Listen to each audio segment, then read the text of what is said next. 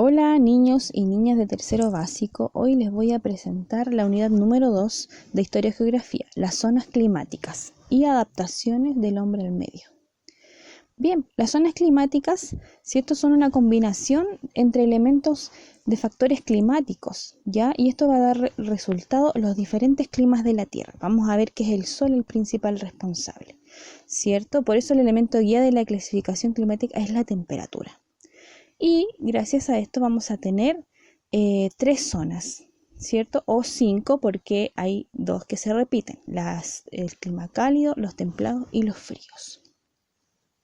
Vamos a ver aquí en esta imagen donde tenemos el planeta Tierra y el Sol, las 5 grandes zonas climáticas.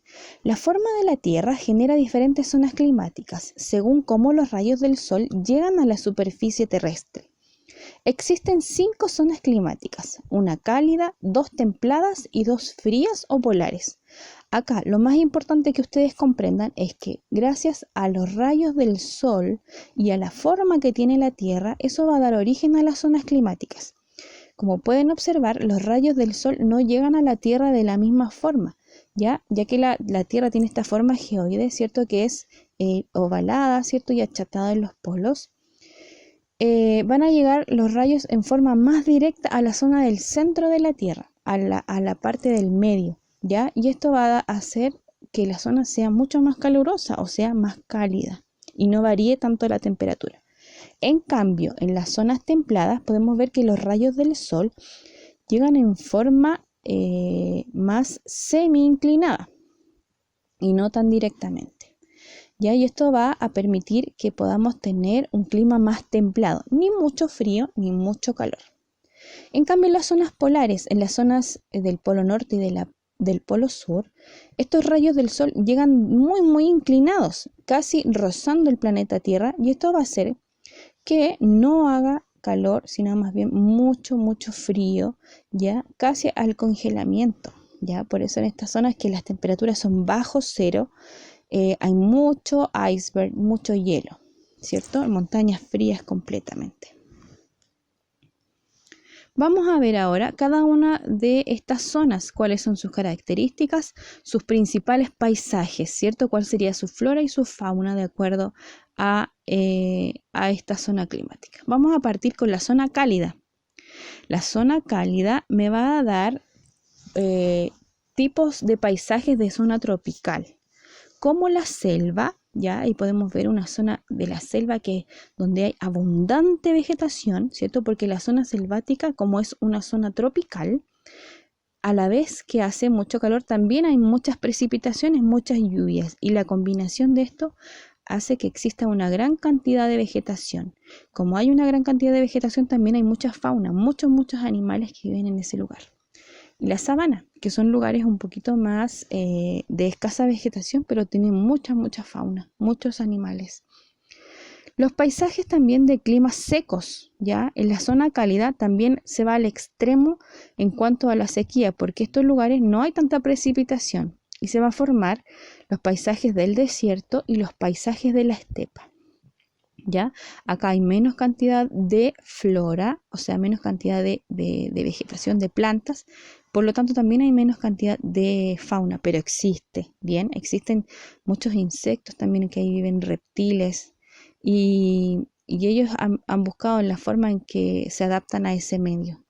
La estepa, ya, que es lugares donde hay vegetación, ¿cierto? Si bien no es tan abundante como en la selva, pero hay vegetación. En la zona cálida, donde hay los paisajes son más tropicales, estos lugares se encuentran al norte y al sur de la zona del clima ecuatorial. Acá las temperaturas son altas todo el año, hay lluvias estacionales en la estación seca y la estación húmeda. El caudal del río varía por la estación, hay crecidas y estiajes. Esos son, como aquí llueve mucho, ¿cierto? Los ríos a veces aumentan mucho su cauce. Por lo tanto, también hay muchas inundaciones. En cambio, en las zonas templadas tenemos 3 tipos de paisajes: el paisaje mediterráneo, el paisaje templado marítimo y el paisaje de pradera. Ya ahí ven ustedes cómo son las imágenes. La principal diferencia es que en el marítimo hay más presencia del mar, ¿cierto? La pradera son lugares más planos con mucha vegetación. Y el Mediterráneo, ¿cierto? Por lo general está siempre en lugares más montañosos, ¿cierto? Con más rocas. En la zona templada, el paisaje continental se produce en tierras interiores, ¿cierto? No hay influencia marina, las temperaturas son más extremas. En el invierno hace mucho frío y en el verano hace mucho calor. Es como lo que vivimos nosotros en Santiago. Hay pocas precipitaciones, ¿ya? Esta imagen dice más en verano, pero en nuestro caso es en invierno, donde tenemos más precipitaciones y pocas precipitaciones en verano. Ríos caudalosos, ¿cierto? Eso más bien en invierno. La zona templada del paisaje oceánico, los que están cercanos a las costas, a los mares, al norte y al sur de Ecuador, en las zonas costeras, ¿ya? Hay muchos vientos, hay lluvias suaves, ¿cierto? Siempre se ha dicho que el mar va a hacer que las temperaturas estén un poco más controladas. Las lluvias son suaves, persistentes, el océano suaviza las temperaturas, como yo les decía anteriormente. Y hay pocas diferencias estacionales. Eso es todo en los lugares de las zonas templadas donde estén cerca del mar. Ya no estoy hablando precisamente de Chile, aquí estamos hablando de todo el planeta, recordemos. Las zonas templadas del paisaje mediterráneo, la vegetación, ¿cierto? Siempre van a haber muchos árboles de hojas perennes.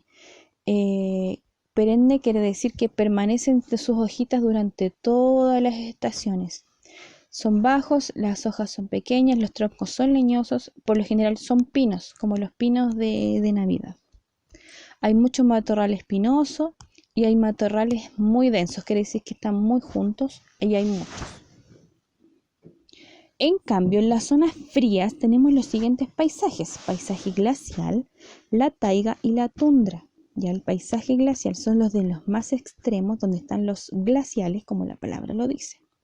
La taiga son los lugares cercanos a estos, donde hay más bosques, ¿cierto? Los cuales en el invierno se llenan de nieve.